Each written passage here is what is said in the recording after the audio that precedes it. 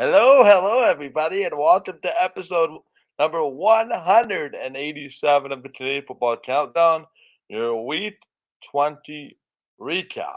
The Canadian Football Countdown is a proud member of the Canadian Football Podcast Network. Tonight, we're here to recap Week 20 in the CFL. We'll break down all of the games this past week. We'll put the playoff puzzle together. We will also update our CFL Fantasy betting results, players of the week, and our power rankings all tonight throughout the show. We'll be taking your comments and questions, such as one comment has already come in. Good job. You know the drill. You also know who you are. This is all made possible by our presenting sponsor, Game Time TV. Learn more by visiting watch.gametimetv.ca or by following on Facebook at facebook.com/GameTimeTVMB. Before I go any further, I will introduce the lone member of the panel tonight outside of myself. A guy that very bravely is wearing the Saskatchewan Roughriders hat, but I commend him. He told me he was proud of his team, so can't really fault him for that. We welcome in the one and only Adam Stewart. And Adam, I have to ask you right off the hop, how much snow did you get? Actually not a lot of snow, but we got a lot of freezing rain here, and that was even worse, to be honest. I take the snow any day over freezing rain, just because it's all stuck all over the place and everything else. But lots of snow, I guess, in Regina there this weekend. I think we'll talk a little bit about that maybe on the Sunday afternoon game that happened over there, if we get a little bit of time, Mike, between the Rifles and the Thunder.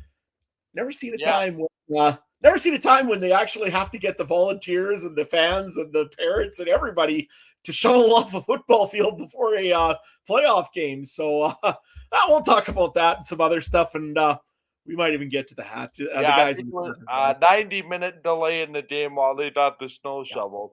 Kind of ironic after the Rider playoff hopes got snowed under 24 hours before. So yeah, we all get the jokes. But anyways, Trey, also just see. I don't know if that's fitting or if that's just coincidence, but I didn't probably a little bit of both, to be honest. And also, Trey, no, they aren't giving these hats away for free. They still, for some reason, the Riders like to charge for anything they can charge for. So the hats still ain't free. Anyway, so yeah, that. By the way, that playoff hopes being snowed under was just me trying to be funny. Anyway, before we go any further, the Canadian Football Countdown wishes to acknowledge spot you from Treaty 1 territory, traditional territory of the Oceanabi, Cree, Oji Cree, Dakota, and Dene peoples, and the homeland of the Métis Nation, as well as from Treaty 4 territory, traditional territory of the Cree, Saulteaux, Dakota, Lakota, Nakota, and Métis Nation.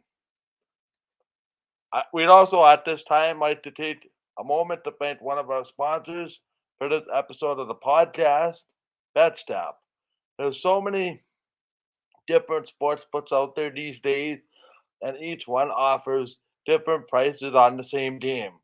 So how do you ensure that you're getting the best value? Betstamp provides you the info you need at no additional cost.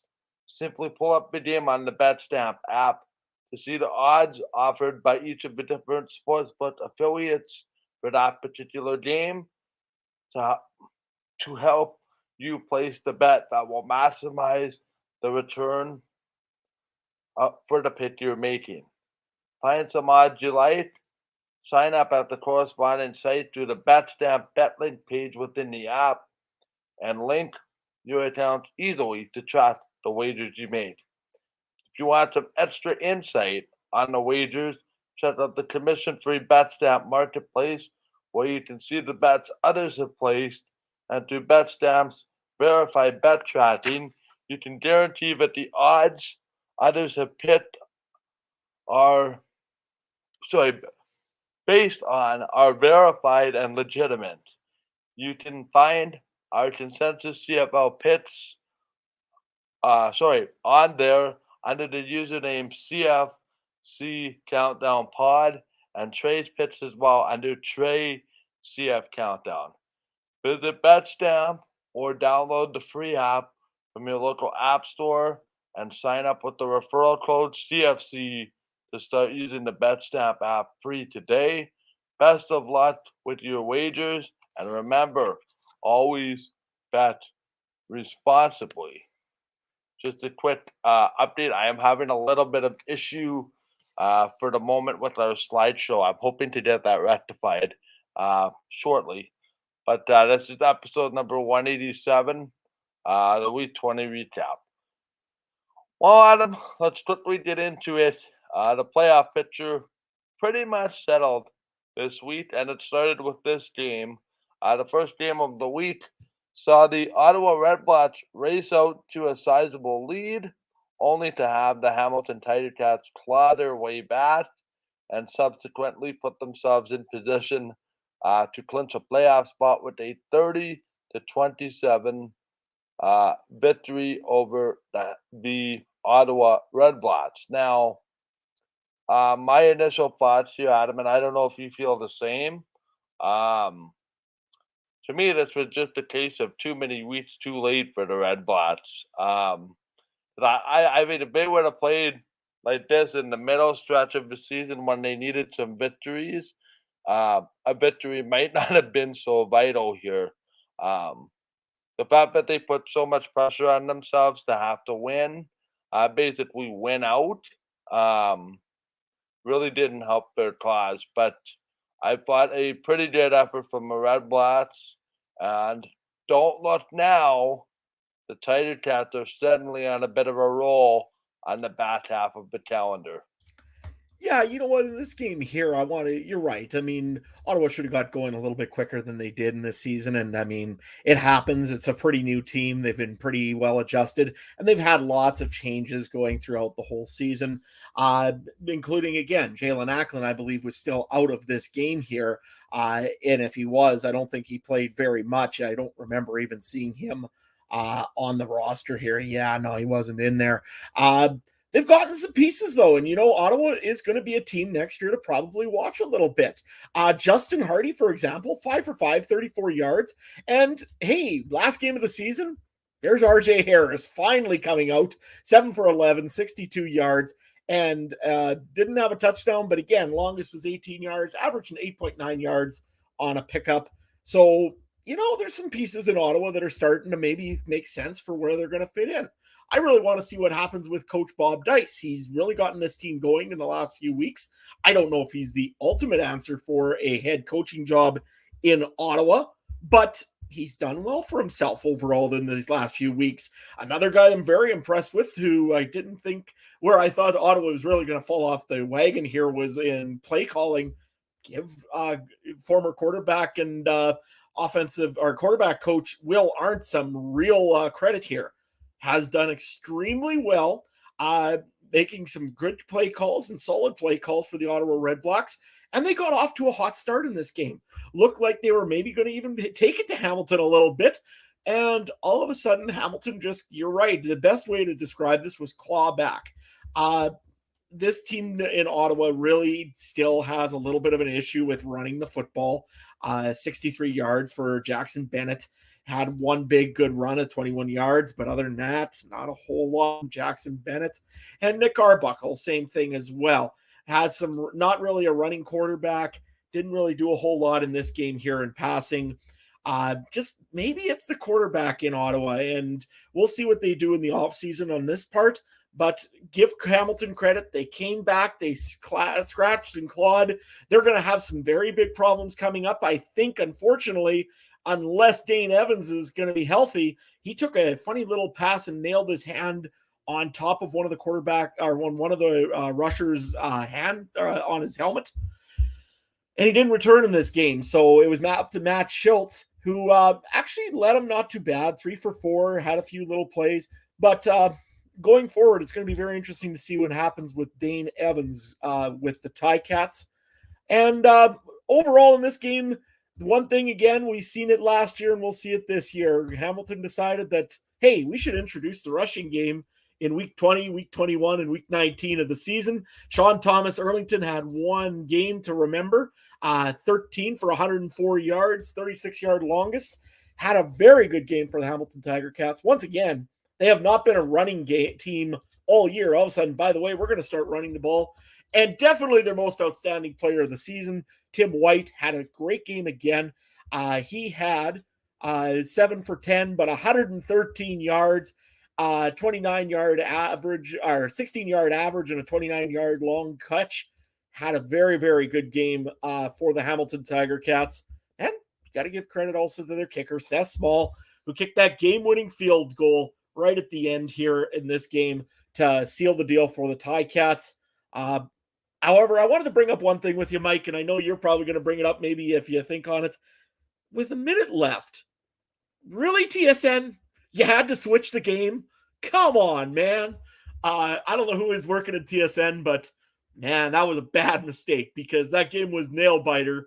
I mean, you've got the entire province of Saskatchewan watching that game because of, later on what we're going to talk about. And you switch over to BC and Edmonton for a kickoff? Really? Anyway, other than that, though, yeah, this was a very exciting game. And Hamilton did what they had to do to put the pressure on Saskatchewan for later on in the week. Mike? Yeah, I wanted to jump in on that. I heard about that. I mean, more people, and I gotta be careful how I phrase this because, I know a lot of people that work in TV and obligations are obligations, and we have these discussions all the time. Um, to me, where the back end of the doubleheader was in Edmonton, there's no reason why they couldn't have put the 3 hours staggered them by 3 hours, staggering them by 2 hours and 45 minutes. I understand what you're trying to do, and that's get people out of there early. But I mean, come on, man. It's like, what are you gonna do, right? It's like, what happens if that game goes to overtime? It's you didn't pull half the country away from watching a game, but quite honestly meant a lot in the standings. It's just oversight issues that, to me, um,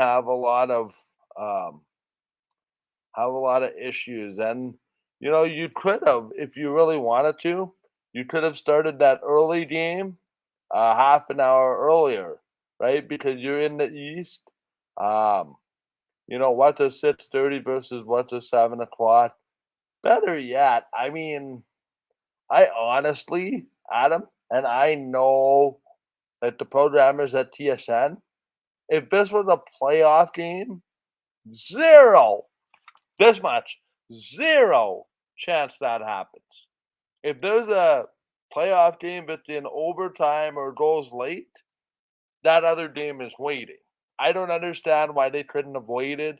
Um, you're pulling your viewers away from arguably the most climatic part of the football game. Uh, Knowing what I know about sports ratings, more people like to watch the end of the game than the beginning, especially if it's compelling. Um, I just don't understand it.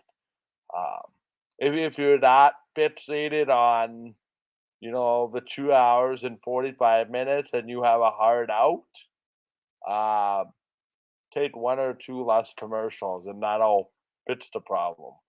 Uh, but again, I just don't understand that whole scenario. Yeah, Um, and the only thing on that I'll say on is, one team was playing for the playoff lives in the Ottawa yeah, Redblacks, and one team was playing to possibly clinch second place, right, in the BC Lions. To me, I think that, and again, it's early on in the game. If you right. miss that first 3 minutes, is it going to kill you? I don't know. Maybe it would. If you got a touchdown return, well, hey, it happens. But You, hey, you that's throw why the we have highlights. highlights. Yep. Yeah, to And me, the most climatic part of the ratings uh, is the end of the game, well, whether you like it or not. And and that's it's And being that screwed this if was you do. what bugged me about this, It's screwed if you do, screwed if you don't.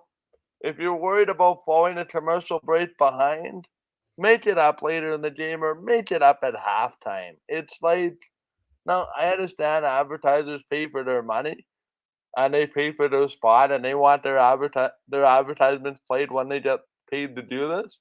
To me, this is a much more simpler issue. It's called scheduling and common sense. Never mind the advertisers, never mind everything. What's the difference between a 7:45 and an 8 o'clock or even an 8:15 kickoff in Edmonton? It's a Friday night. I understand you don't know what the weather is at this time of year. It's not a good it's not a good uh it's not a good look for anybody. But that was not the biggest problem in this football game. Uh, for me, just to wrap up here on Ottawa, because I know I went on a tangent about the TV. They could not close. They had a chance, multiple chances to add on. They had multiple chances to make a defensive rally, but couldn't. Um, and sort of they reap what they sowed, right? They let Hamilton back into the game, and this reminded me, Adam, and you'll have to refresh my memory. Um, this reminded me of week 1 or week 2. The Bombers were playing the Redblacks, and Kalaros got taken out by that concussion spotter, and then Drew Brown comes in and leads the game-winning drive. That's what this was like on a similar scale. But on the flip side, it's good that Hamilton got the running game going. Better late than never. I think it would have solved a lot of their earlier issues, but I'm glad to see that common sense prevailed. And my final thought here on Ottawa is that I hope Bob Dice gets a decent look at being the head coach, because to me, he's worked for this opportunity.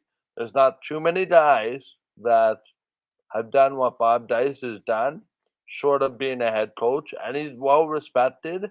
And it's very clear to me that I know who's on that team right now, but it's very clear to me that they play for him, and it's very clear that he creates that spark. Secondary note here, just before we move on: congratulations to Caleb Evans for setting the record for most rushing touchdowns in a season. Granted, probably most people would argue that it's 15 or 16 1 or 2 yard touchdown scrambles, but sure, you know what, the guy set the record. Congratulations to him, and he's found a way to be very, very productive. Um, Very, very productive as well. And Trey made the comment that the 49ers Rams game a couple weeks ago started at 5:15 local time, not for the fans, but for TV. Granted, that's NFL, a multi-million billion dollar business with a B, but I think the principle is quite the same, especially given the fact of where we are in the season and what was at stake. Let's go to that second game of the doubleheader, which saw the BC Lions defeat the Edmonton Elks 31-14. And all I can say is I'm sure thinking that a lot of Edmonton fans are grateful for the end of the roller coaster ride that was this season. One of the interesting parts to me came at the end of the game, inside the 3-minute warning, when TSN started getting into the speculation about the future of Chris Jones. Because to be honest, Chris Jones wasn't a guy that I had circled on my radar as a guy of potentially not having a job next year. I don't believe that was the context of the conversation. I think they were saying his job is safe, but if he starts slow next year, that's when the questions start. I think that was what was meant, rather than a wholesale uh, coaching change at the end of the year. But who knows? The week is still one day old. The season is, you know, 3 or 4 days old at this point, depending when you're watching. 3 or 4 days. End of the off season, they took care of a nice piece of business today. Adam, which I wanted to touch on, which we'll do shortly. Actually, we'll do it right now. Dylan Mitchell puts his name on a brand new 3-year contract, and apparently they are close to a deal with their running back, Kevin Brown, as well. Nice foundational pieces to lock up in a very quick fashion. Yeah, you got three big pieces there that Edmonton, if you looked at this season and said it was a total write-off, well, I'll argue you a little bit on that. You've gained a few good pieces around you. Kevin Brown this week had 7 rushes for 20 yards. Doesn't sound like much, but you got to remember he made most of his work this week out of the backfield, was the leading rusher, 8 for 9, 65 yards. Just had a good game there, Kevin Brown. Same thing also with Dylan Mitchell, 60 yards. 1 touchdown as well, 5 for 8. Had a good game as well, and of course he's rewarded with with a very good contract. You know you're going to get 3 more years of Dylan Mitchell in Edmonton, which is a big deal. I thought maybe this guy might even end up getting a little bit of an opportunity to maybe do a tryout in the NFL. So I was very happy for them on that. You've got a quarterback that I guess you guys are going to run with Taylor Cornelius, who you signed earlier this season. So you've gotten yourself some pieces for the building on for next year. So was this a complete total loss of a season? You didn't make playoffs, I understand. And I don't think playoffs were really on the radar really for the Edmonton Elks this year. I think that they were on the radar of more starting to build something here. And they've got a few pieces now on the offensive side of the football. On the defensive side of the football, they do have some pieces. Matthew Thomas has been great for the Edmonton Elks lately, has been just a tackling machine in the last few weeks. Had a few good plays, even against the Winnipeg Blue Bombers. He's ended up getting some good, solid foundational tackles and getting some penetration into the backfield as a defensive lineman. So they got a good piece on that as well. They've had some other pieces. Enoch Maconzo was also a big piece of this game as well. The more this team gets together and does some things, I think the better they're going to be. They're finding some younger pieces all as they go. One weird one that I see here is Darrell Walker had a defensive tackle. I'm guessing that's probably because of one of the Trey Ford interceptions. But hey, let's talk about Trey Ford as well. First season out, had injury problems throughout this season, which never is a great way to start your CFL career. But this game here, did he look all elite? No. He had a touchdown, had 2 interceptions. But one neat little piece that you got here is 8 carries for 72 yards was their leading rusher in this game. So to me, this could be a year that the Edmonton Elks say, gee, we maybe have really didn't do much this year. But I'll say that you guys have taken a step forward and that you guys are on the right path and getting some more key players onto this team.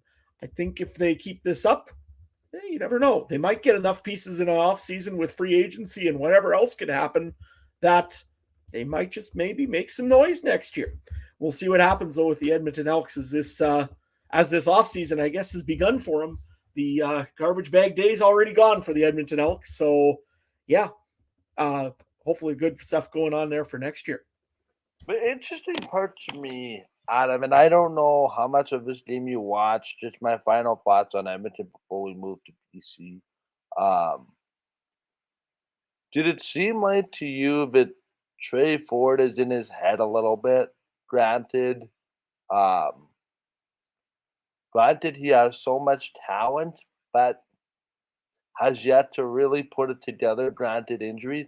And what I mean by that is he's a quarterback that can run. Like, he's blessed with athletic ability to run, and he's a guy that can throw the ball, as we've seen. My question is, does he get himself in trouble when, running when maybe he should be throwing, and throwing maybe when he should be running? And it's that mix of trying to. Do you understand what I'm trying to say? Like, do his talents get him in trouble for his experience level? I guess is what I'm trying to say. Well, but here's my way of looking at it, his age level right now. He's one of those quarterbacks that's very young in the league and he's learning the league. the first thing you think of is instinct to run if you have to run because you have that instinct of running. Now, if he's a veteran quarterback, such as one that we're going to be probably talking about in 2 games, that pulls the ball down and tries to run and because he thinks he can still make his moves, that doesn't work all the time. For a young quarterback that's just starting in the league, I think it's okay, but you got to make sure that you're going after him and making sure that he knows that, hey, there are some opportunities out there. You got to find them. Is this the year that he had to be perfect on that? No. I think that eventually he will grow into that more passing and moving the ball with his arm versus moving the ball with his legs. I sure hope he does. This year, definitely he was using his legs a lot. That being said, with a different offensive line next year and maybe with some other changes, maybe he gets a little, and also another year of training camp. That's a big thing for young quarterbacks. Right. Will develop a guy that can maybe run the football and pass it just as much as he runs it. Yeah, I guess my question is he missing out on opportunities because of that inexperience to because you're right. he's one of those that knows that, hey, if trouble comes, I can evade it with my legs. But it might not be the best scenario for my team. I guess is what I'm trying to say. Oh, And absolutely. I believe he was missing pieces, but are missing some plays possibly. But the thing is you got to have that offensive coordinator or that quarterback's coach to say to him, hey, there's some passes outfield that you were kind of missing or can see maybe. Here's how you can maybe get a little bit less pressure on you so that you can maybe find them next time. And that comes with experience, I think, more in the CFL. And this guy is a very, very young quarterback that really hasn't had a lot of Canadian football experience. I think he's had, 4 games this year if he did. One thing that strikes me too, he's a very good athlete, and you can't find those, and he really fits that Chris Jones mold, and if it isn't quarterback, I'm pretty sure Chris Jones would find another spot for him on the football field. I always joked around with Chris Jones or about Chris Jones. I said, if he could sign Usain Bolt and put him on a field and try to let him catch a football, he'd let him do it because anybody that's an athlete, Chris Jones wants. Yeah, phone up Chris Jones. You'll probably have a job. Quickly, last thing on Edmonton, they did not win a home game again this year.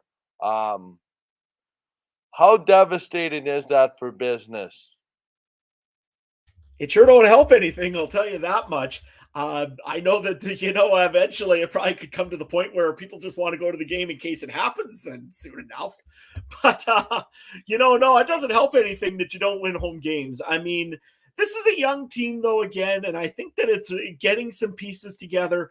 And you got a great president in Victor Cui there right now that seems to have a good idea on marketing and promotional and really connecting with the Edmonton community, I believe. So to me, I think he's a good guy that's going to probably help. Eventually, when they win that game, it's going to be a celebration in Edmonton like we've never seen. But in the meantime, I think that Edmonton is working on something there, and they will win a game. I can't see them doing 3 years in a row, can I? The other part of this that's kind of interesting for me here is just the BC Lions. Switching over to them. This was a complete effort from the BC Lions, but they had their foot on this game from very early on and didn't let go. To me, simply put, BC did what they needed to do. Yeah, no, they did. There was only 2 parts that I'll tell you, there was one part I didn't like about this game, one basic piece that I loved about this football game. The first that I really loved was James Butler. 141 yards, had a big touchdown, had some huge plays all throughout this game. And BC went with the strategy of we are just going to slam the football down Edmonton's throat all night. And I think it was 24 attempts for James Butler. I mean, that's insane. So to me, kudos to the BC Lions for doing that because that is playoff football, essentially, what they were trying to do to that game. They wanted to win it. They wanted to end this already so that they can go and kind of give themselves a de facto, I guess, sort of bye week this week against Winnipeg. So they didn't have to bring out all the big guns. But you know what? All the credit to them. They did what they had to do. They clinched second place. That's great. The one thing, though, that I'm a little concerned about is still the play of Vernon Adams Jr. 211 yards in the air. I mean, I know your strategy was to run the football. That's still not going to cut it in the CFL. The CFL is still a pass league first.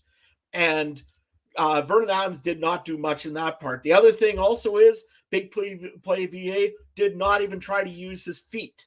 He usually was also known for moving the ball around. He only had 2 yards and 2 attempts to try to move the ball. So to me, I don't know if Vernon Adams is the answer, but I think on the preview show, I think we might be talking about a different quarterback in BC coming pretty soon, I think.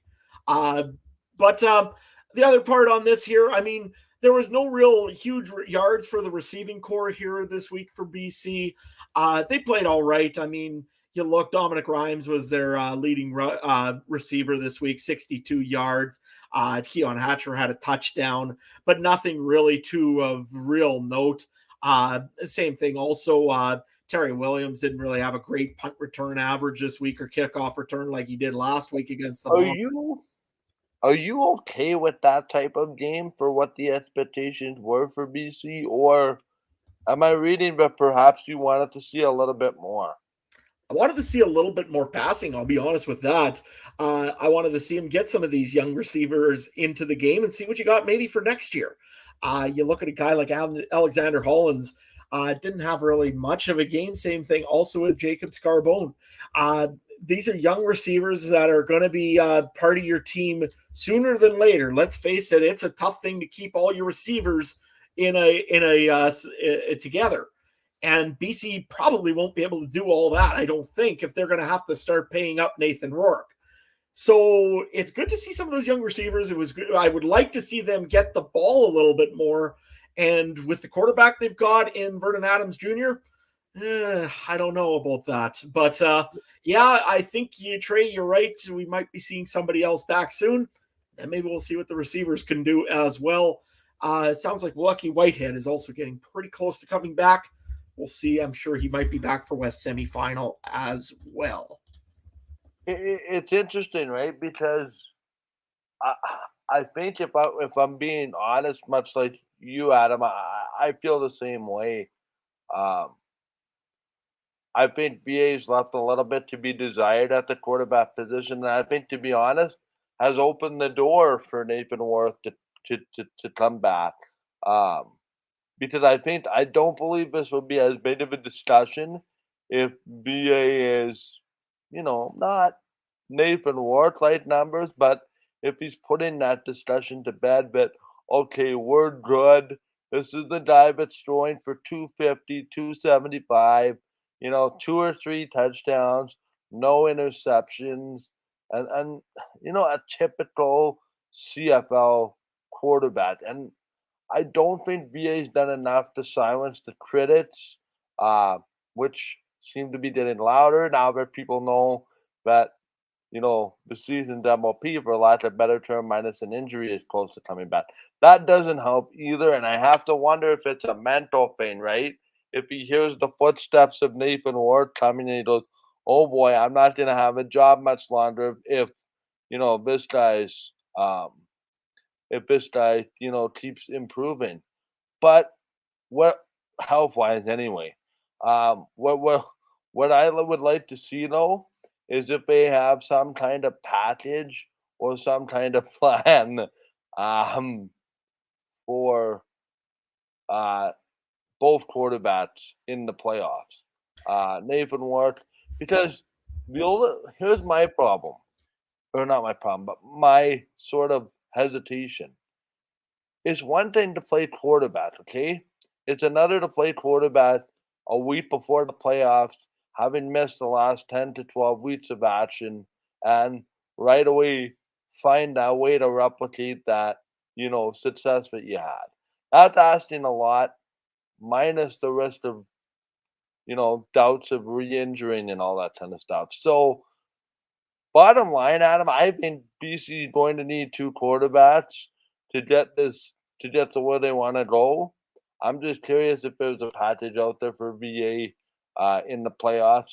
It is a very tall task to go to go at home against Calgary. I know you're in the dome. They haven't had a playoff game there since they played the Bombers. I think in 16 and won by 1 point. Yes, that still sours me to this day, but that's besides the point. The two Grey Cups have more than made up for it. But yeah, no. So I want to just see because the other thing that kind of concerns me is everybody putting too much um, too much expectations on Nathan Ward. Like I just want to see the guy get on the field and have some success.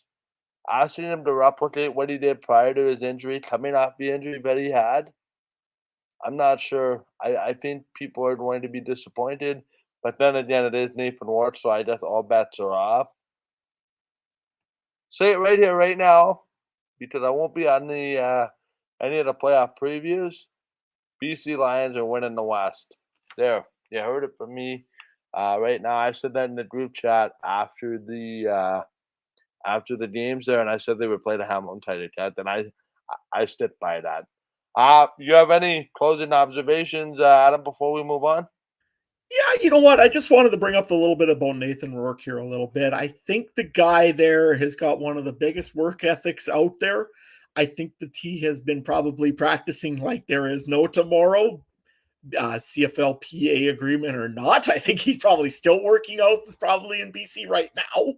The guy apparently doesn't quit. And from what I've been hearing from practices, he is working his tail off to try to be ready for these games. I don't know if Vernon Adams is the if it's going to be a 1 and a 1A situation going into the playoffs, or if it is Nathan Rourke's a guy and Vernon Adams is the insurance policy, which is still not a bad insurance policy, to be honest with you. The guy does have experience.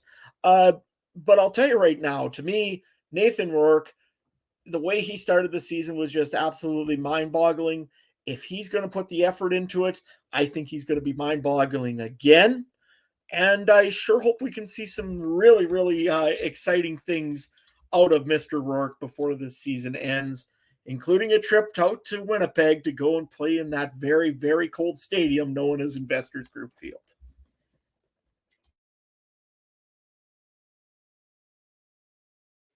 Help if I turn my microphone on. That's better. Yeah, very, very true there, Adam, as well. Let's quickly talk about, well, a very CFL-ish ending in this third game. There's no other way to put it. Quick story here.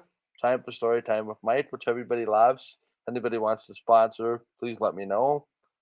I happened to be with Mr. Colbeck while this game was going on. He was with me at the hockey, and game was coming down the stretch, and I don't quite remember the variation of the story. Trey, you can welcome to chime in on the comments on this one.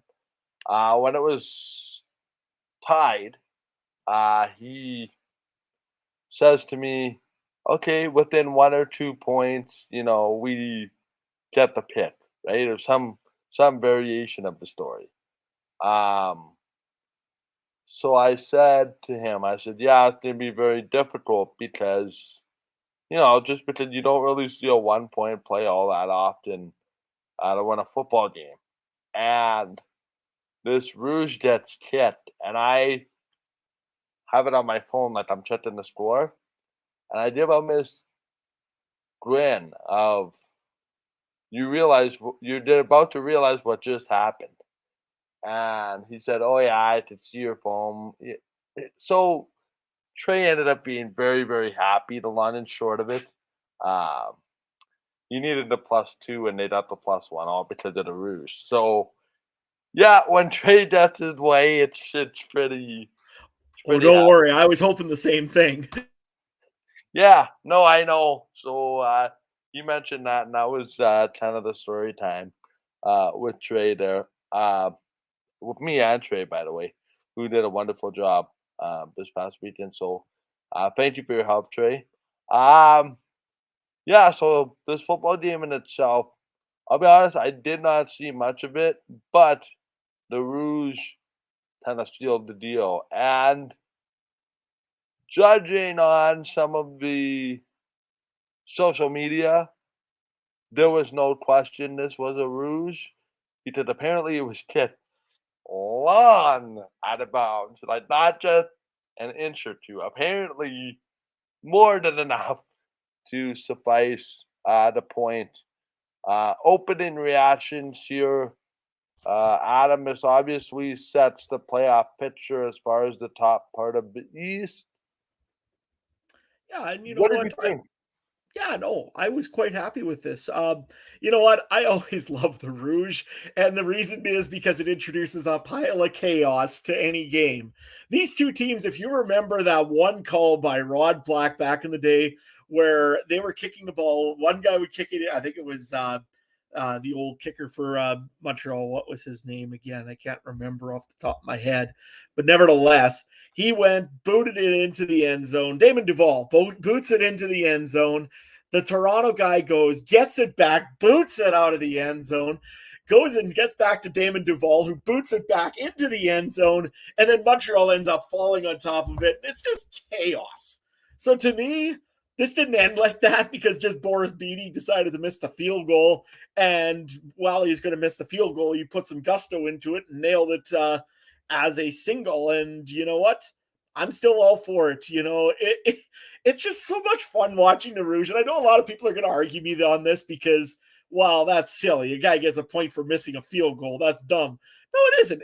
It's partial. It's all Canadian.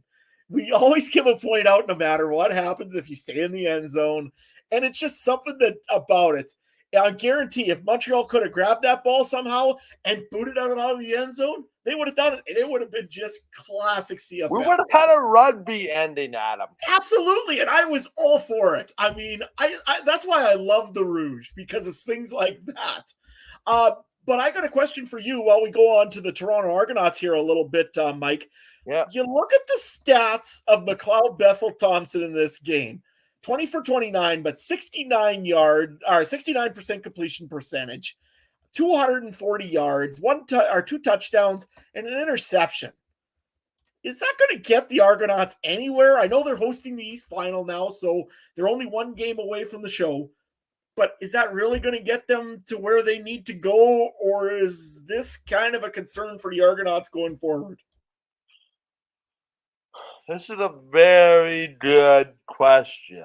And you're feeding me a 100-mile-an-hour fastball in the bottom of the ninth with the bases loaded, to use the baseball reference, about why I'm not sold on McLeod Bethel Thompson.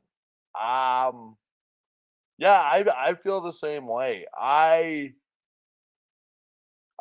felt this way about the Argos for years,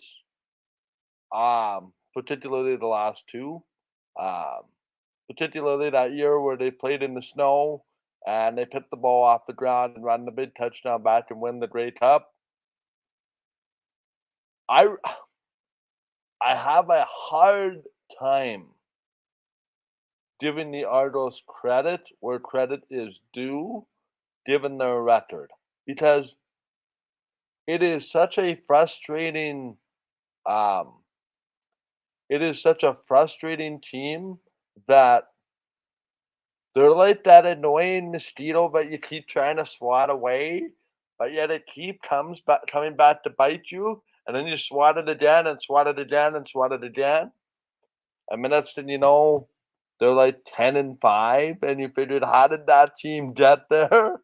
Um, my only concern is we kind of saw it in this game a little bit. A lot of the Argos wins have required multiple defensive scores. And when that doesn't happen, you get a game like what you got uh, in this one. Tie game, Montreal hanging around, you win by a rouge. Is it pretty? No. Does it get the job done? Yes, because you are one win away from a Grey Cup. So getting back to your original question, am I thrilled with the way McCall Thompson played quarterback in this one? No, but he did enough to win. Is it enough to win a playoff game? We'll see. Um, but my big thing is if they win the East and find their way to the Grey Cup, which I'm sure they're hoping that they do, they're not going to be able to win the Grey Cup in my mind with just McCall Thompson. They're going to need some kind of a running attack. We presume Regina is going to be cold on Grey Cup Sunday. So any kind of a running game would help out McCall Thompson. It's frustrating because I'm trying to find a way to discredit what McCall Thompson does, but yet I can't because he's right there getting the job done in unconventional ways. It is so frustrating.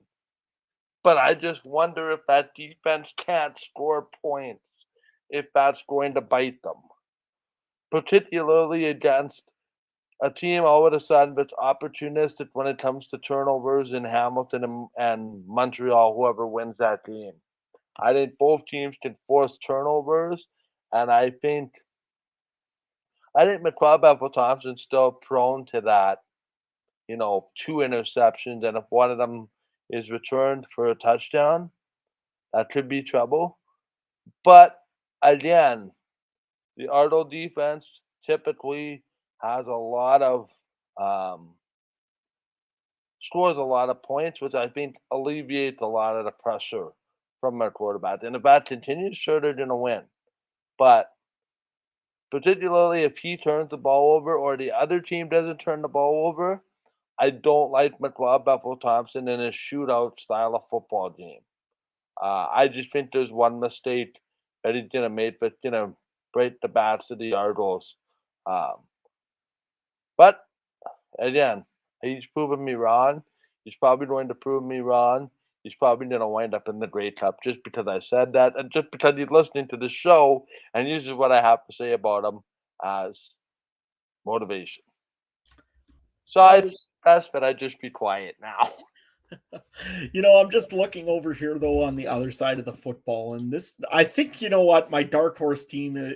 I said at the beginning of the year that the Alouettes are going to make the Grey Cup, and if they keep playing like they are, minus the whole in the end can't get a touchdown thing, they should make the Grey Cup. I mean, you look at a player like Trevor Harris. Everybody had him written off so many times over the years. 413 yards. I mean, just absolutely incredible for him at his age to be throwing that much of football, and 75.8% completion percentage. This guy here signed one of the lowest contracts for a CFL quarterback this year and is just absolutely lighting it up. So it's absolutely insane.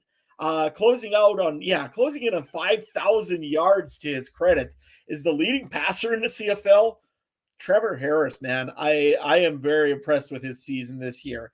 The other thing to keep in mind as well, and this is why I'm really high on Montreal right now, is William Stanback. 65 yards in this game, had 10 carries, getting better, and he's still got another week to hone it in before he goes and has to play the Ticats. Well, we'll get on that later on also.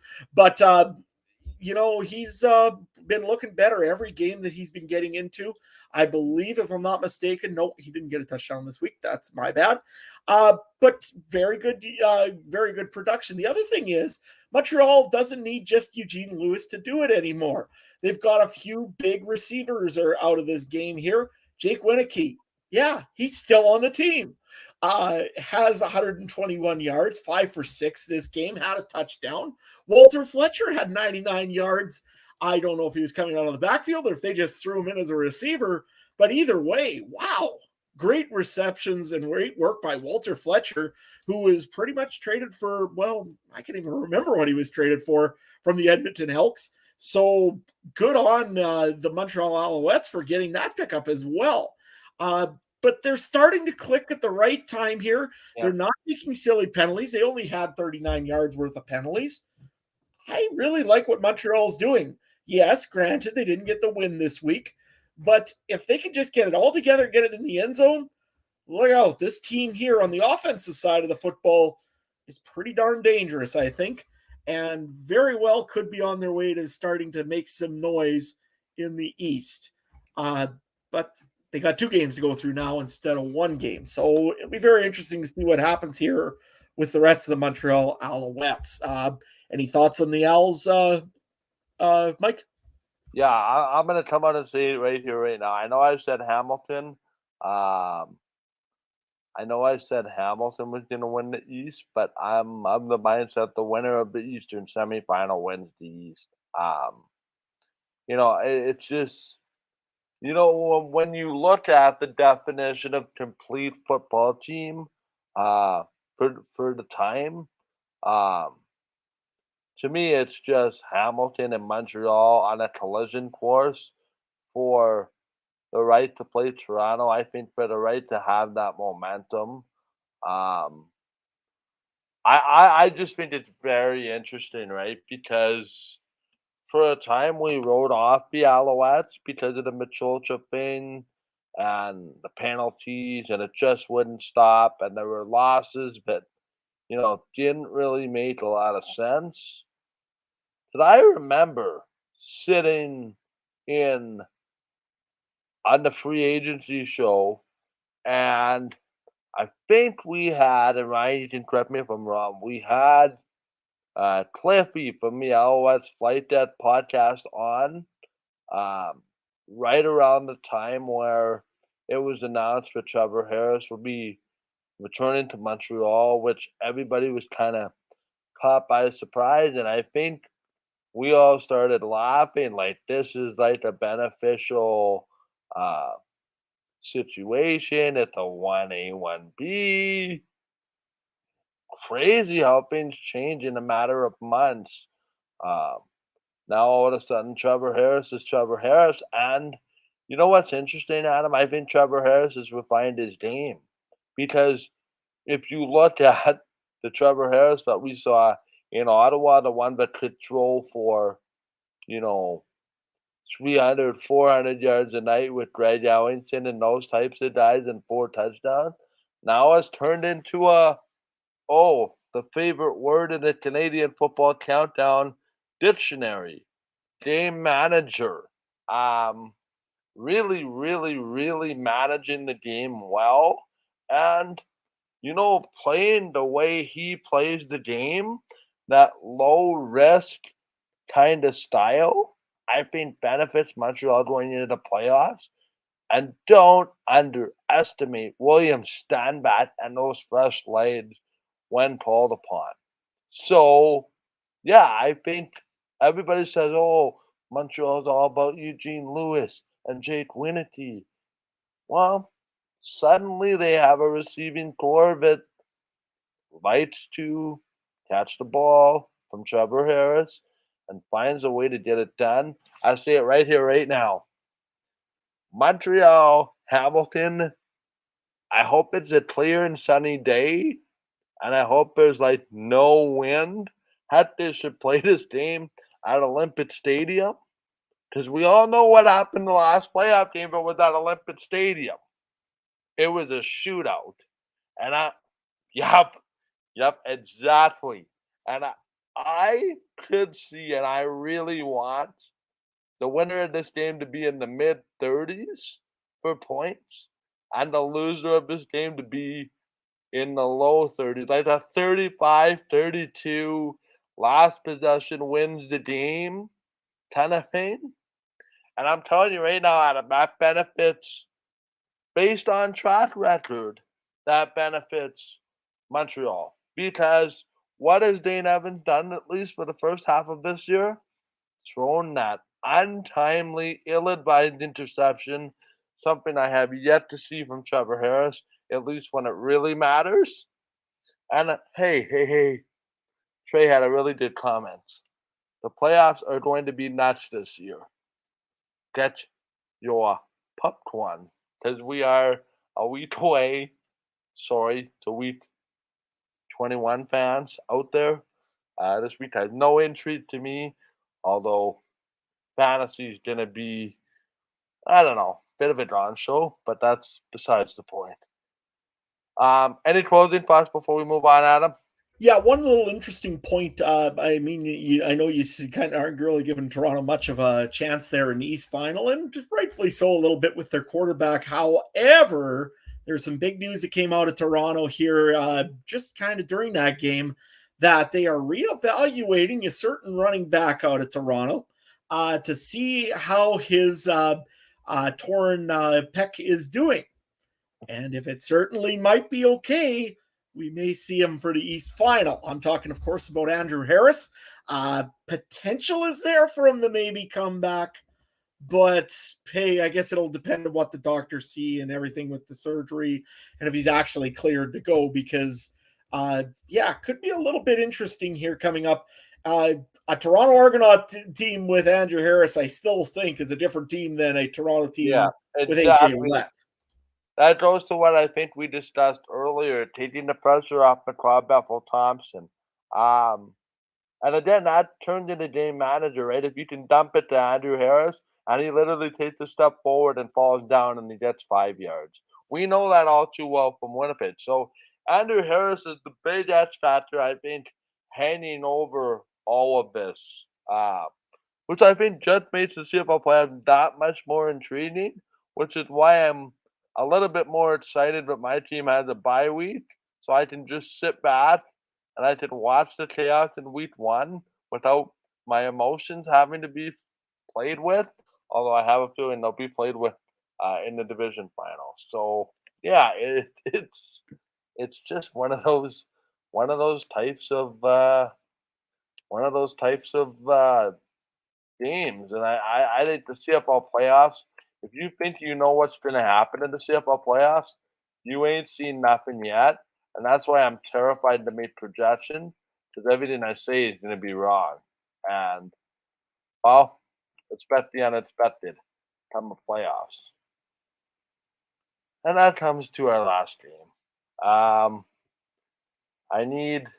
I couldn't find a sad trumpet sound effect because I think it encapsulates Saskatchewan season. It encapsulates everything that happened.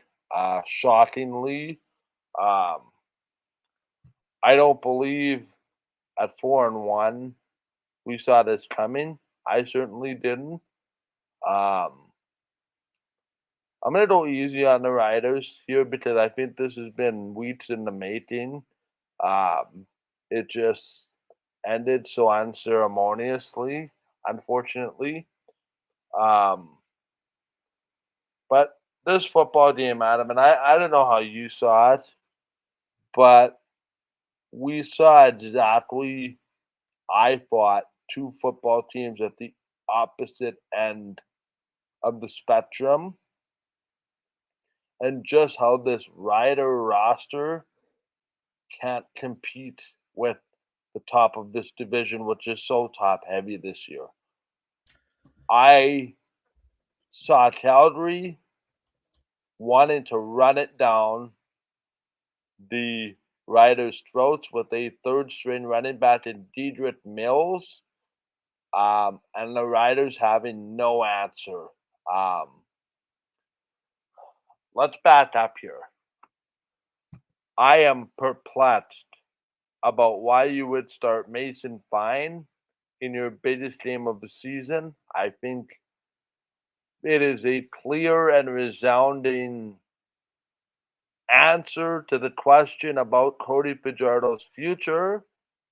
Because if Cody was absolutely a part of your future, you don't set him in the biggest game of the season. You just don't. Um, and if I could just address Craig Dickinson for a moment, and I have been on this guy in his corner, but my tune has changed in the last couple of days. And there's a saying in sports, a team is often a representation of its leadership. It's a very interesting statement as it pertains to Saskatchewan. I did not like the way Craig Dickinson handled the Cody Fajardo situation. I wasn't on here last week, so hence why I'm going on this big rant. But to say that your quarterback has a bet day coming off of a bye week, and then to say the next day, oh yeah, he's not starting, to me that's not very professional. That's not very uh, good looking on your franchise. However, I understand Craig Dickinson has now come out and said that that was a poor choice of words, which I give him credit for. But it's just, I don't know. It's just, I'm very disappointed. Now, there's a lot of Bomber fans that are, um, there's a lot of Bomber fans that take great glee in the Riders not making the playoffs, especially collapsing the way they did. I think it's a bad time for the CFL. Um, if you look at the ratings when the Bombers and the Riders or both are on a bye week, the TV ratings not good. Um, I think the CFL needs the Riders back in its rightful place in CFL dominance. Um, but I think, Adam, just to close up my rant, is it Cody? Is it the offensive line? To be honest, I think we got a lot of answers in that game, and maybe Cody isn't the problem. And the one thing I will say, I think it's horrifically unfair that Cody is the scapegoat for this situation.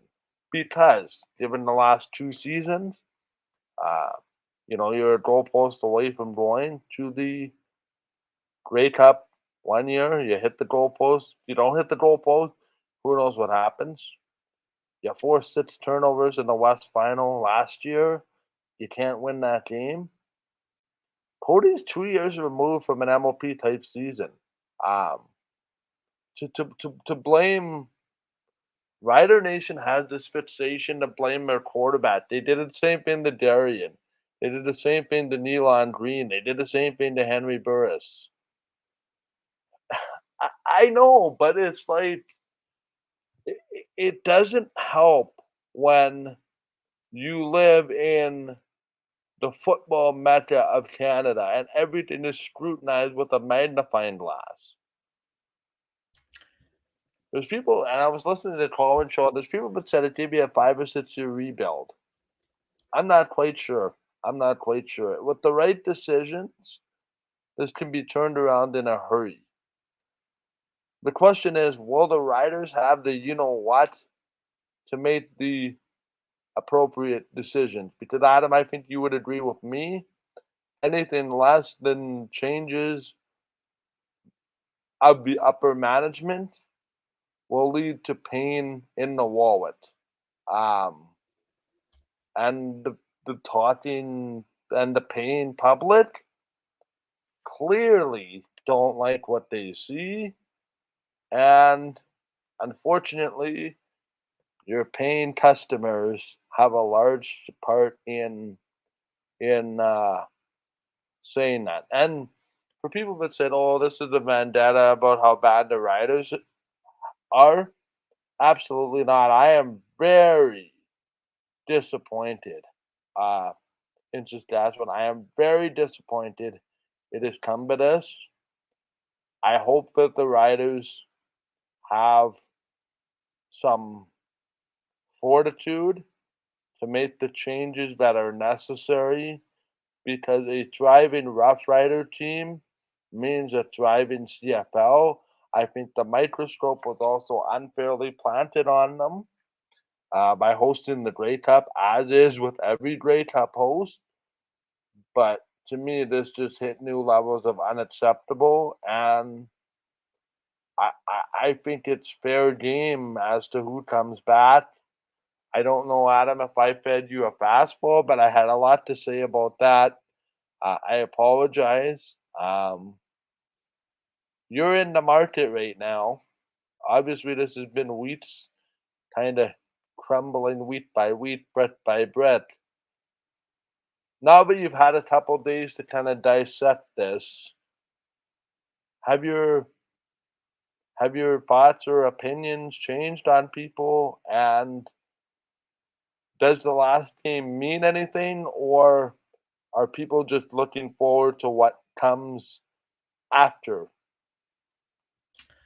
Well, I'll break it out like this. First things first, I'm a positive guy, and I've always been a positive guy. That's why I'm wearing a Rough Rider hat tonight, because you know what? As much as everybody has been absolutely, and I don't want to swear on this, but pooping on the Saskatchewan Roughriders all season, which is rightfully so. I mean, there's a lot of things that have been going on right for the Saskatchewan Roughriders this season. And right after week 5 is right when I looked at where the problem started with management and with the coaching staff, and it went all downhill from there. You know what? It happens. This is not a very good football team at this moment, and it won't be until there's major changes made in the Saskatchewan side of the thing. But like I said, I'm positive, and I want to go and bring up a few positive things for the Rider fans that are just absolutely aching out there right now. First things first, you do have a couple of players that have shown that they want to put some effort into this team, and they want to be a part of this Saskatchewan Roughrider organization. First guy that I can think of is Mario Alford. He got a fourth quarter play that really, again, the game was over. We all knew it was over. Saskatchewan ain't making the playoffs. We ain't going to make a comeback on this. But you know what? The guy still runs 104 yards down the field, puts full effort into this, gets a touchdown for the Rough Riders. That's a guy that with 38 seconds left didn't have to do that. He could have taken it easy, backed off, took a knee, did whatever. Didn't have to really run it as hard as he did. Probably took it a tackle, but you know what? He put the effort in, and I really appreciate guys that do that kind of thing. So Mario Alford, kudos to you. You've done a great job. Another guy that I wanted to bring up was Mike Edom. Has been a long-time serving veteran in the CFL. Has he gone and had loss of the step? I don't know. It's not my thing. But on his 100th game, ends up going out the way that no player ever wants to go out on the field, and that's on a cart. All things were good for him, so I'm glad that he really and everything has been looking good for him. So good and best recovery to Mike Edom in this in his situation. Another part that I wanted to bring up as well, you do have some pieces on this Rider team that aren't absolutely garbage. You don't have to blow everything up. You got to blow a lot of it, but not everything. For example, Keon Schaefer-Baker went up, got himself an onside kick recovery, which was awesome of the man. Again, putting the effort in at the end of the year, even if the game doesn't matter to anybody else and everybody else is looking to see what's getting fired or what's going to happen or who's going to go. Who cares about any of that? You're playing for football and playing for pride. Good on you for that, okay? Another thing, though, on this is you've got other pieces in there. Braden Lenius had a beautiful catch this week. Another guy that the Riders can usually build around. He's one of those Canadians that's a big receiver and will be a big part of this team going forward, I believe. Another guy would be Roland Milligan, Jeremy Clark, and Felix Henderson, I believe his first name is Henderson, or Felix Henderson is the other guy that I was looking at there. 3 good defensive players that are young and very well adapted to the CFL game.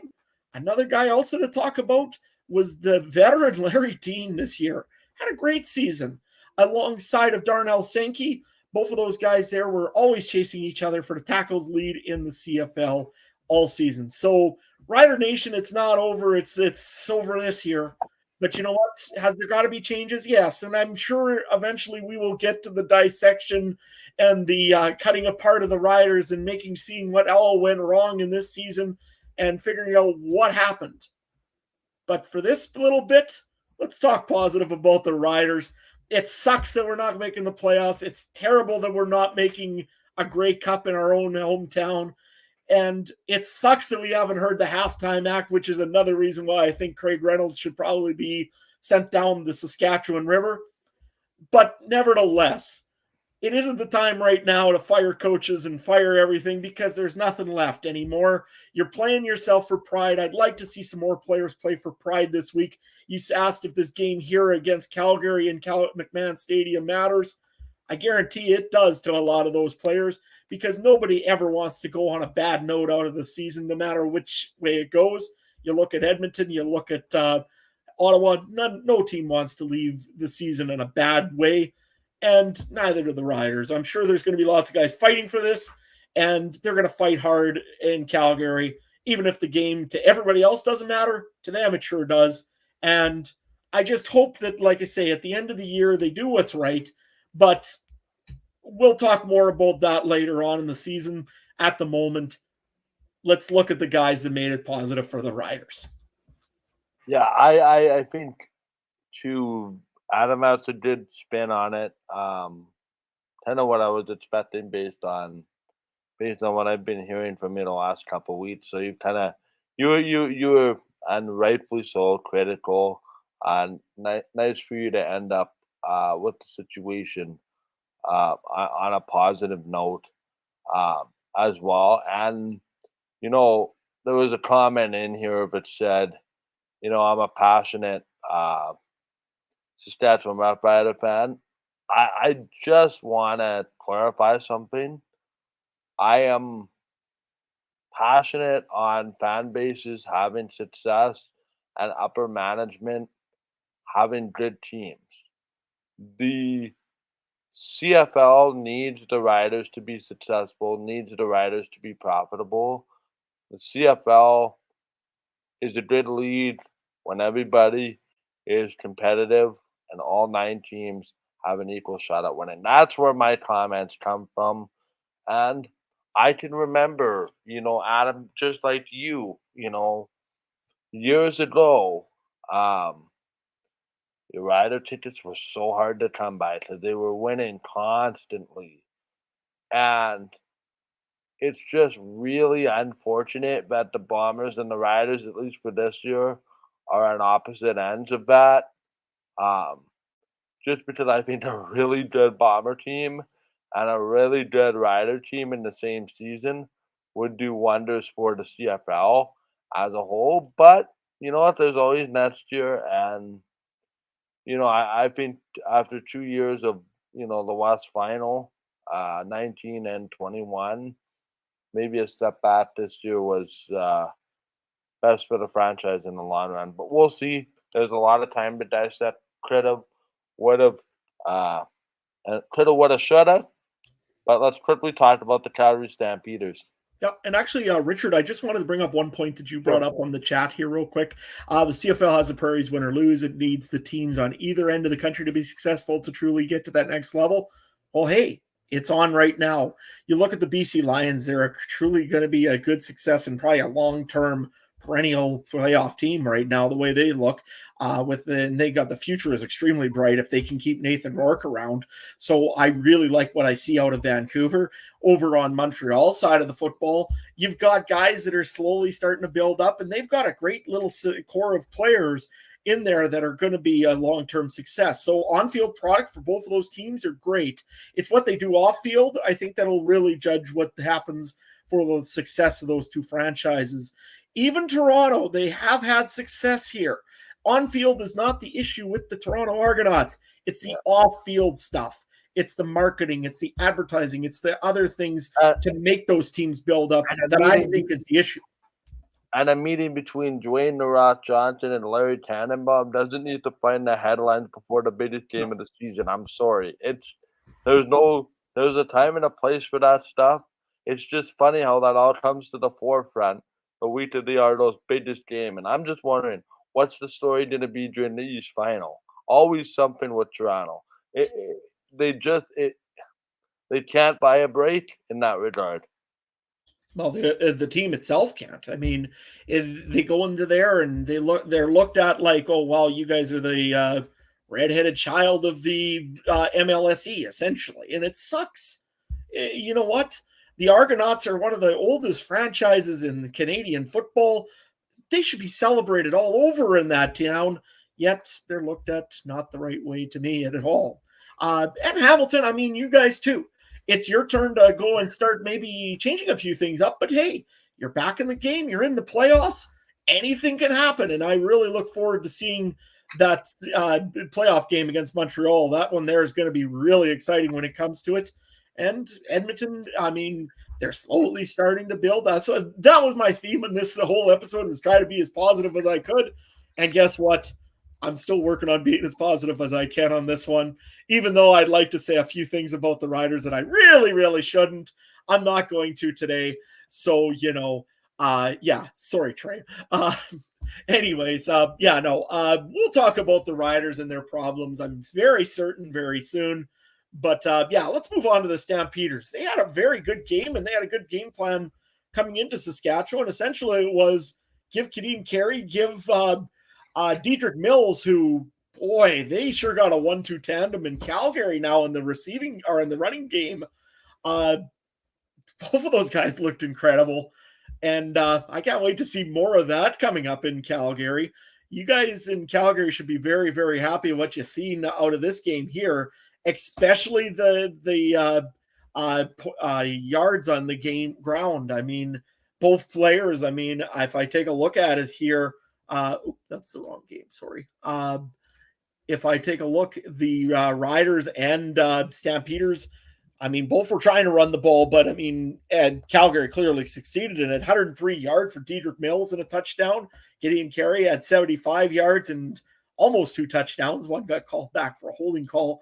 But it was a very good game for the Calgary Stampeders. Another one also would have mentioned on this one here that I wanted to bring up was Richardson Danny. Beautiful catch for your first touchdown in Saskatchewan, where you used to play some U Sports football. So that got to be cool for the young man.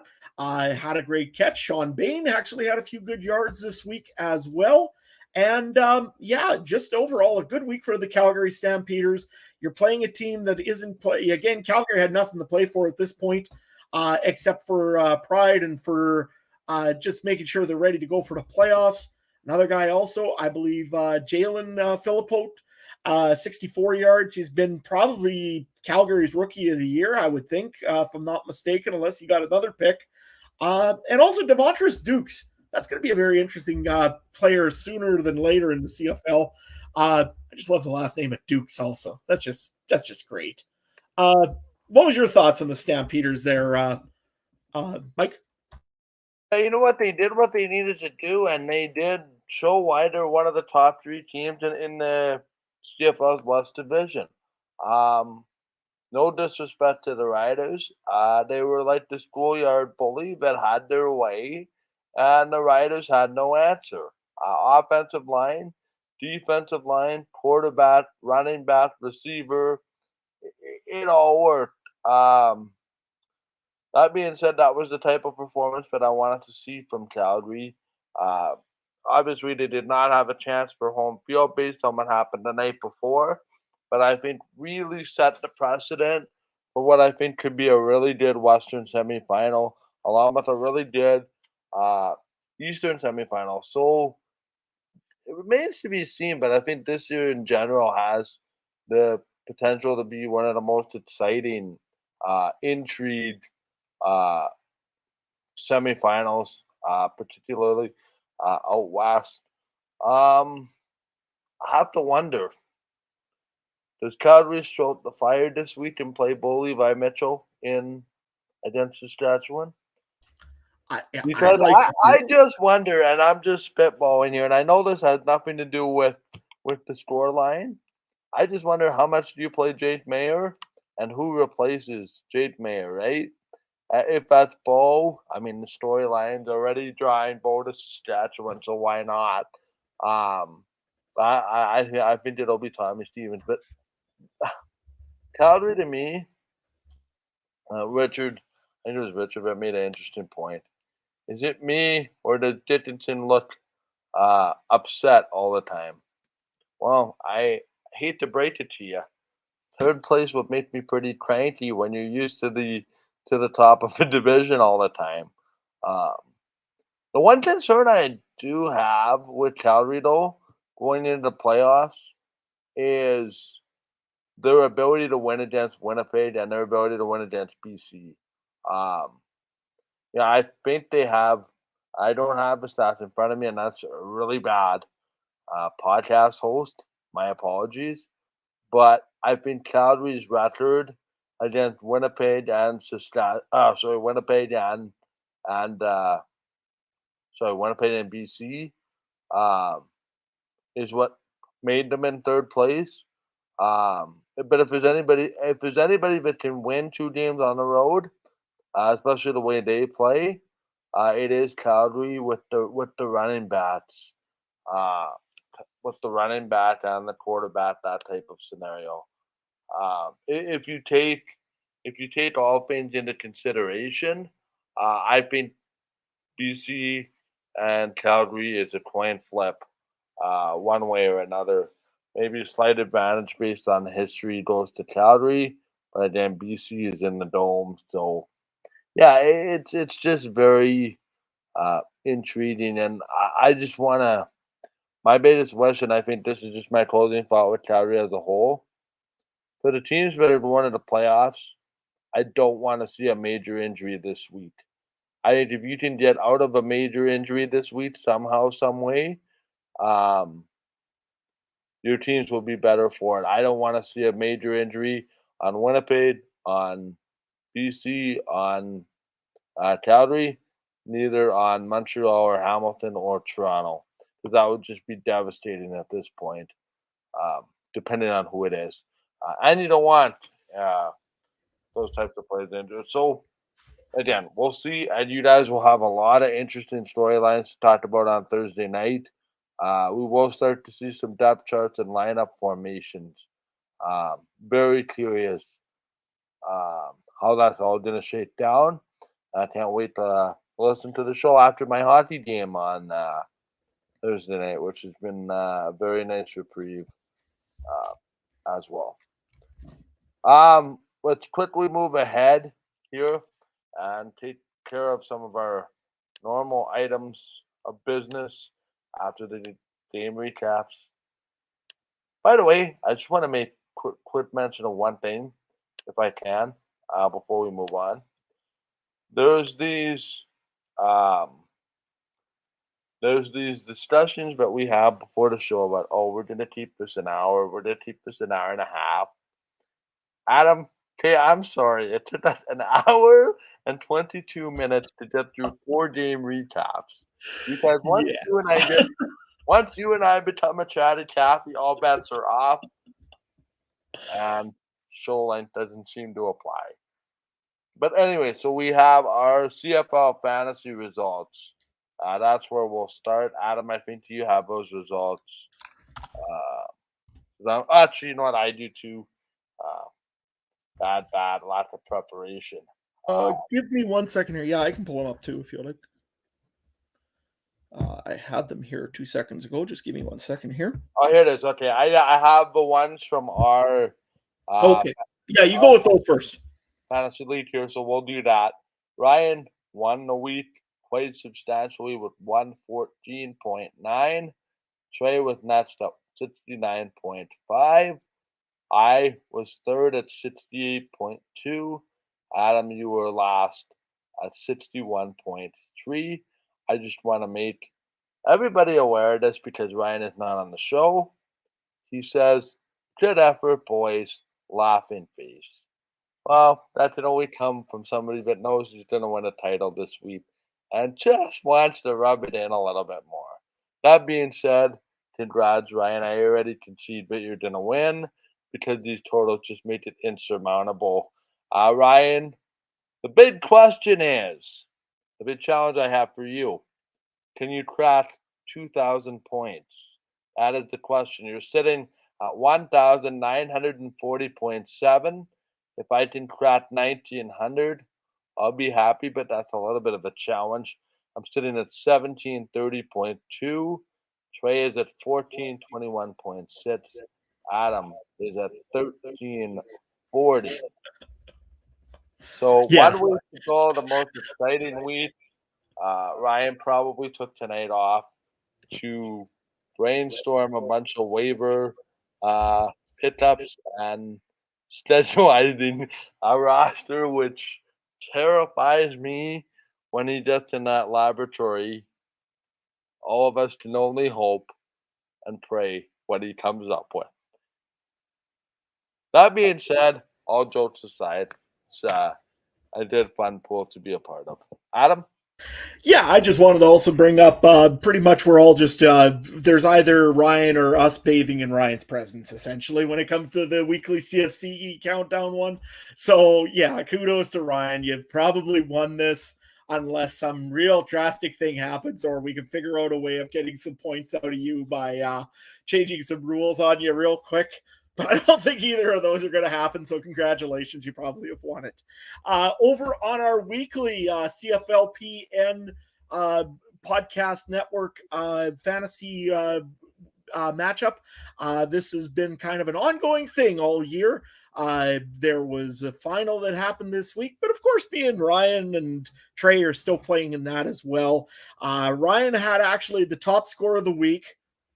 Yeah, I know it sucks, don't it, Ryan? Because He's pretty you were in the bitter final. about that. Maybe that's why he didn't want to come on tonight. That he didn't want to have to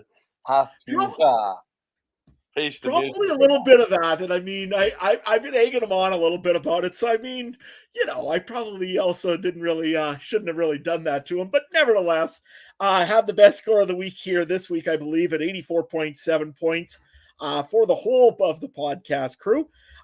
Trey was at 64.9 and I was at 70.5. I had actually a really good week out of Dietrich Mills, which was just awesome. And Ryan had a really big week out of James Butler. So I think both of those guys will get mentioned here pretty soon again. But the big thing was the finals of the CFLPN Podcast Network Fantasy League. And this one here was a battle of turf districts. Superfan Mike ends up beating Andrew from the Turf District 84.1 to 80.9, who wins the CFL Podcast Fantasy League Championship. So kudos over to @Parksies56. A well-deserved honor, sir. I congratulate you. And I'm sure Ryan will congratulate you one day in kind. And wins, I think it's $340 for the charity of his choice. So kudos to you. And can't wait to do it again next year. I know that it's one of the highlights of being a guy that's in the fantasy or in the podcast thing. It's my first year and Trey's first year. Not sure if Trey had fun with it. I think he did. I know I sure did. You know what? Hey, excellent. Glad to hear that you guys, that everybody had fun with it. And also a big shout out to Ryan on that too, because he does a lot of work to get that all set up in the back end of it for all of us. So kudos to him. And again, congratulations to Superfan Mike over from the Turf District for winning the whole kit. I might have to talk to Mr. Commissioner and see if he will grant an expansion franchise into the league. We'll see. I said that last year, and apparently my application got stuck in the mail. So, Ryan, you better check the mailbox a little better this year. All jokes aside. Boy, I'm very jokey here all of a sudden in the last 5-10 minutes. One thing I do know. We all know, Mike, we all know that's because I'm wearing a green hat today and you can make fun of the Riders as hard as you can tonight. Yes. Okay. Quickly here on a promotional level, it is time for our betting segment. Our betting segment is powered by Betstamp. Betstamp is a free app that helps you find the best value for your online sports betting wagers by providing comparisons of odds. Comparisons of odds. Sorry, can you tell I've been reading ads all weekend? So I mistake odds for ads. Odds across a variety of sports books, including the Betstamp app, including the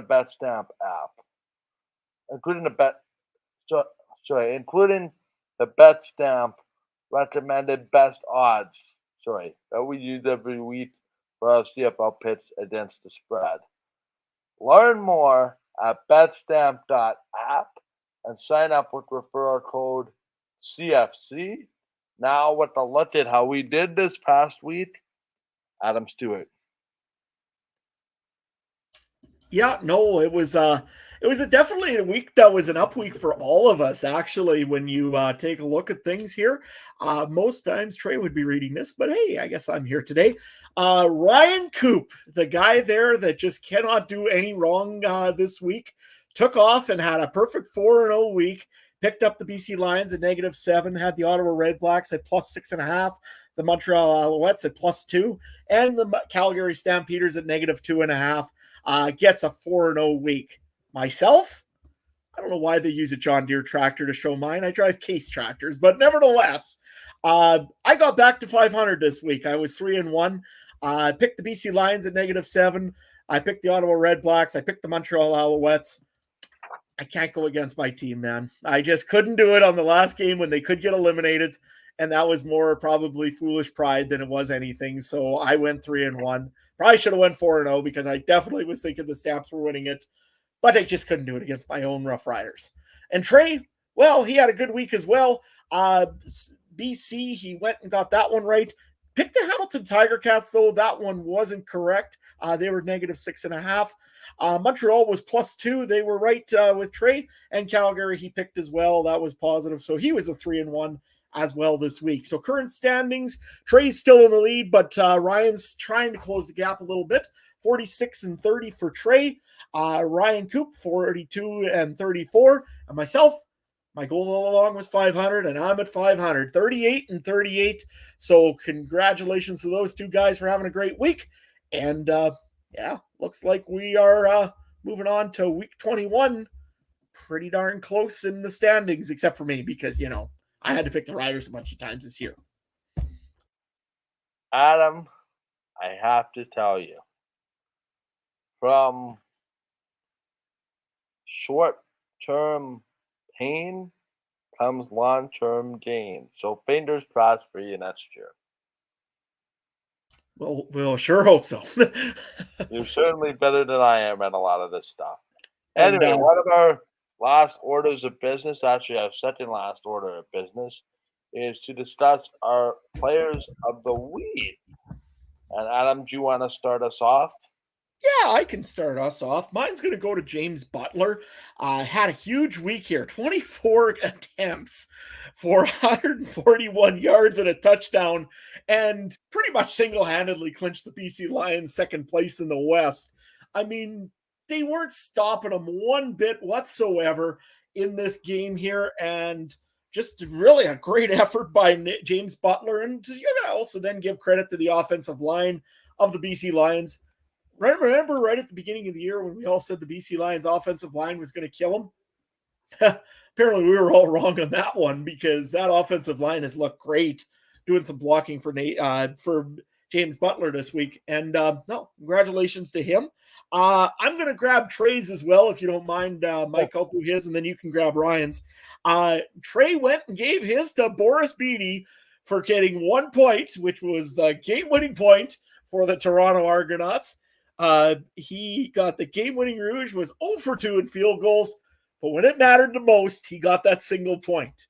So kudos to Boris Beatty, and for the big win this week. Mike? Yeah, I mean, player of the week. Okay, yeah, that'll work.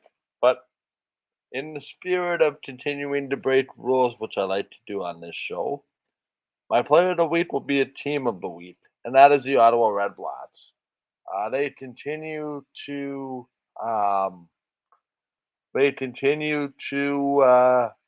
play well and push for a playoff spot under Bob Dice. To me, that deserves a very player of the week / team of the week. I know they were eliminated, but they put their best foot forward late.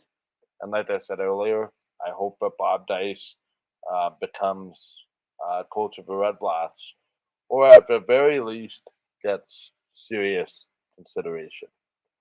Ryan's player of the week, Diedrich Mills.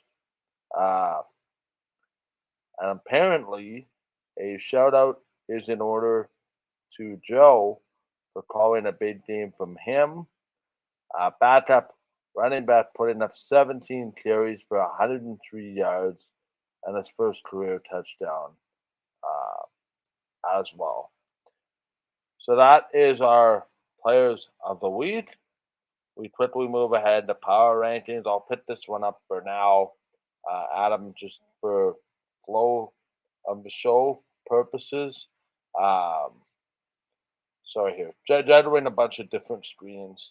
I'll start with Ryan's, and well, Ryan's are pretty much the same as mine, minus one little exception.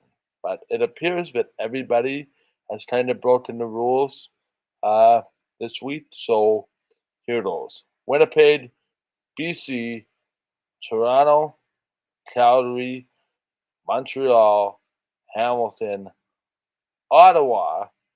At number 9, he puts the unannounced Grey Cup halftime show, which all went up and suggest maybe the Bunny Rabbits at McMahon Stadium can give us a pretty good halftime show. And then last but not least, the Saskatchewan Roughriders, although my honorable mention would go to the Winnipeg Rifles, who had one of their best years in franchise history, ultimately come up short to the Regina Thunder, who are going to play the Saskatoon Hilltops. I believe that's next weekend at Libel Field in Regina. Adam, you can touch on that shortly, actually right now if you wish, while you touch on yours and Trey's power rankings. So yeah, mine and Trey's were pretty similar here. I mean, the Winnipeg Blue Bombers are a number 1. Why not? The BC Lions are number 2. They've played good football lately. Calgary number 3. They've been good. Same thing with the Argonauts, who won again this week up against the Montreal Alouettes. So they're number 5. The Hamilton Tiger Cats are number 6, and this is probably more of their record in Dane Evans. They could be higher even on my list, but I'll stick them right there for now. Then you got your non-playoff teams, the Ottawa Redblacks at number 7, who have actually had a little bit of a resurgence, even though they aren't going to make the playoffs. The Edmonton Elks, number 8. They've got some pieces built up here. I know Trey now for number 9. This is where it gets interesting. Trey has picked up any U17 football team because he thinks that they are better than the Saskatchewan Roughriders. And lately, I don't want to know if I can even argue that one anymore. But what I've got here is a great one. The U of S Huskies at number 9. The Regina Rams at number 10. That might switch around this week because the Huskies did lose against the UBC Thunderbirds last weekend here, which is, strange timing, but didn't matter much because they're already off to the playoffs, and the Hardy Cup will go through Saskatoon this year. The Regina Rams, of course, are going to be probably playing, I think, those UBC Thunderbirds in the first round. It's either them or Manitoba, but I can't remember, but I think it's UBC that they play. Then you've got the Regina Thunder, who, yes, beat the Winnipeg Rifles, but you're right. Kudos to them having a good season as well, and also getting a good aerobic or getting a good cardio workout. Before the game was the entire fan base of both teams who had to go and shovel snow for 45 minutes before they could get this off. Seriously, City of Regina, work on a Sunday and get the snow off the field. Anyways, then you've got the Saskatoon Hilltops, who defeated the Edmonton Huskies. I believe it was 20-15, if I'm not mistaken. Good on them. They're going back for another chance to make it to the Canadian Bowl.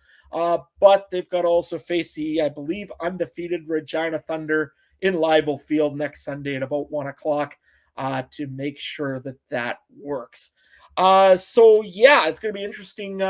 PJ Prairie Junior Football Conference Championship here coming up pretty soon. And I think that the Regina Rams and the University of Saskatchewan Huskies are definitely on a collision course coming up here. So kudos to the upstart Rams. And the Huskies, they were kind of more expected to be in this position. But both of those teams really good job here. Man, it's a weird year in the U Sports, especially in Canada West. When have you ever seen the Calgary Dinos that far down? That's been a long time coming. But yeah, that's what the funds are. And I guess, there's also the Riders. They're somewhere in there, way at the bottom. Yeah, just to pick up on what you were saying, Adam, I have confirmation from Canada West. It'll be the first weekend in November. It'll be the Regina Rams hosting the UBC Thunderbirds. The Manitoba Bisons will go out to U of S to play the Huskies. Don't sell those Bisons short, Mr. Stewart. It is Canada West football. As I recall, the coaches poll had the Bisons up at number 1. So they might have something to say about that. But You know what? The Canada West coaches poll is just that, a Canada West coaches poll, which literally gets thrown out the window after week one. Um, no, I agree. I think if I was a betting man, which I'm not, and remember, please bet responsibly if you do, and don't take my word for it, I would suspect the Rams and the Huskies will meet for Canada West football supremacy. But crazy things have happened in Canada West before. And and I just wanted to bring up one other point here, Sure. real quick, for Saskatchewan fans. Hey, the Riders aren't in it. Go out and support the football out there. Go and there is some extremely good level U sports being played right now, and there's some extremely good CJFL football that's going to be played.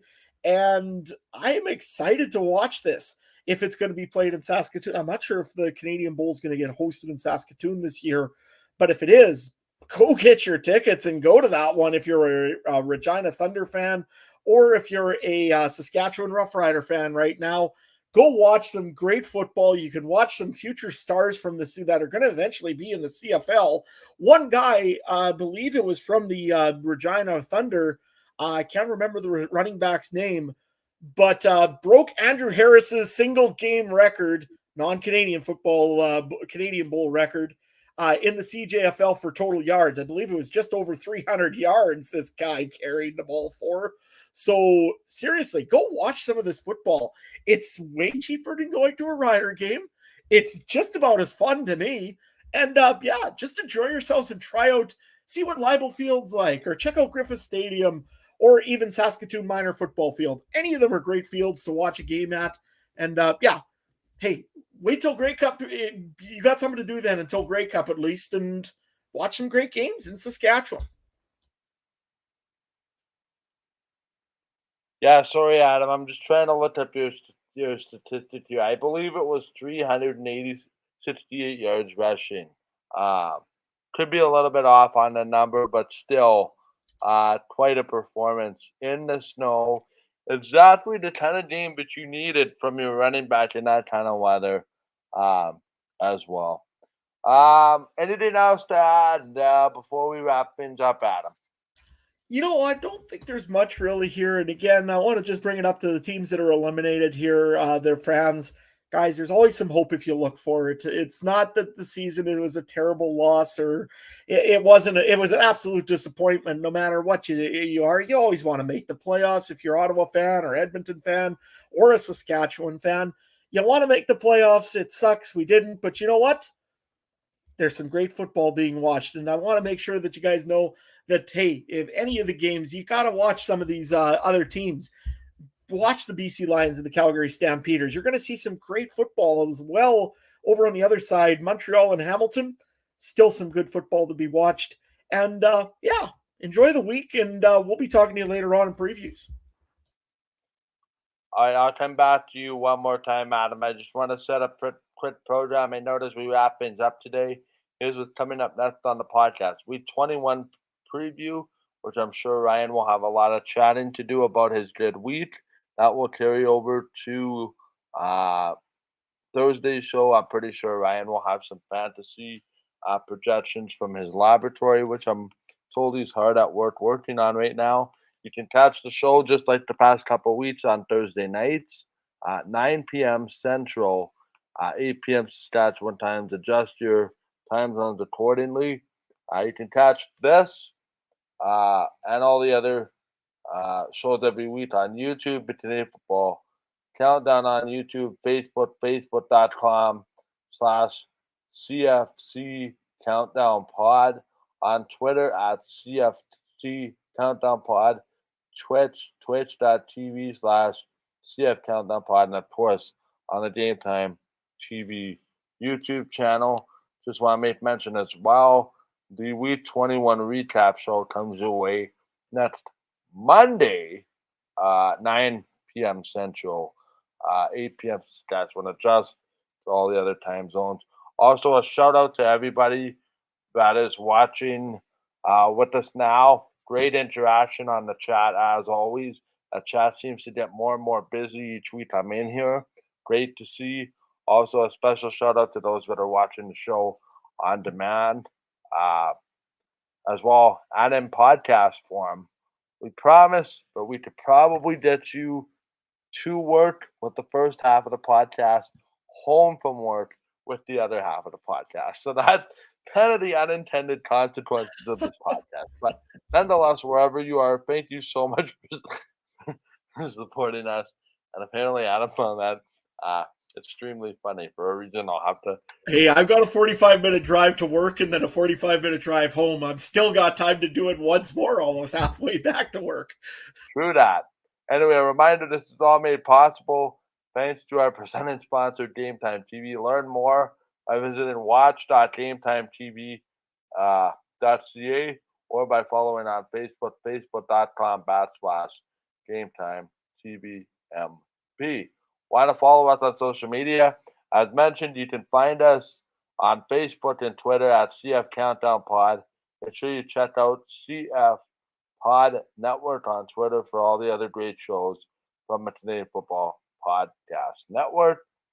I have a feeling the Turf District would be an interesting show this week as those two try to dissect their, I don't know if they call it a civil war or what the heck they call it, turf war maybe. Find out. I know Andrew and those guys, Andrew and Mike and everybody else on the network who I've had the privilege of coming in touch with over the years also do great work. So thank you for supporting us. Make sure you support them as well. Your support goes a long way for all these podcasts in our network. Also, Adam, quickly, where can people find you on Facebook? It's on Twitter. My bad. I'm just in the middle of multiple thoughts here at once. Your YouTube farmer in Saskatchewan, and your photos, at least in our group chat, have changed to hockey. So Yeah, no, they have. I mean, we're getting into we must senior be hockey. getting close to some puck for you. Yeah, absolutely. I mean, we're getting excited here. It's less than 2 weeks away till we got to play our first senior game out in Manitoba, of all places. We've got to cross the border and go beat up Manitoba teams now, I guess. So, nevertheless, you can find out what's going on with all of that kind of stuff at Adam Stewart 1. And be sure to go and mention what team I need to jump onto for the bandwagon here. I know I got a pretty good amount of messages saying go join an East Division team, but I got to know which one. They're all pretty good, and I mean, Mike is trying to recruit me to be a Bomber fan, and I think I'd be banned out of the province of Saskatchewan for doing that. So I don't know. We won't tell anyone. We won't tell anyone. Nevertheless, you can find me at Adam Stewart 1. If you want to find me on Facebook or on Instagram, I guess more than anything, Farmer in Sask. And hey, if you want to check out my senior hockey team or the team that I help out with, Theodore Buffaloes, be looking them up as well. Ryan actually says if you want a neutral and you don't want to cheer for a playoff team, you could always cheer for the Schooners. It's true that. Ryan, whether he's here or on the comments, always finds a way to make things funny. So hope your laboratory is cooking up the latest fantasy concoctions. Can't wait to hear it on Thursday night. It's always entertaining, as always. Remember, whatever podcast platform you're listening on, we appreciate it, whether that's iTunes or wherever you wind up catching them. We'd also appreciate if you do all the fun things such as like, comment, subscribe, rate, review, share the show with your friends. Help us grow the show. The show would be nothing without your support. We do not, and I for sure do not. I think I speak for everybody on this podcast. We do not take your support for granted. Time has become very valuable in the year of 2022 as I'm beginning to learn what word stuff. So if you're taking hour and a half to 2 hours twice a week out, we appreciate that as well. Just make sure, as I said earlier, you support the other shows on our podcast network who also hammer out terrific content. So for Adam Stewart, this is Michael Gale saying thank you so much for tuning in to episode 187, the Week 20 CFL recap. the boys will take care of you with the Week 21 recap, Week 21 preview, pardon me, on Thursday night, along with our final regular season recap 1 week from tonight. So for Adam Stewart, Michael Dell saying thank you so much for watching and listening. And we'll catch you soon. Enjoy the football. Remember, it's football, so enjoy it. Good night, everybody. Thanks for watching.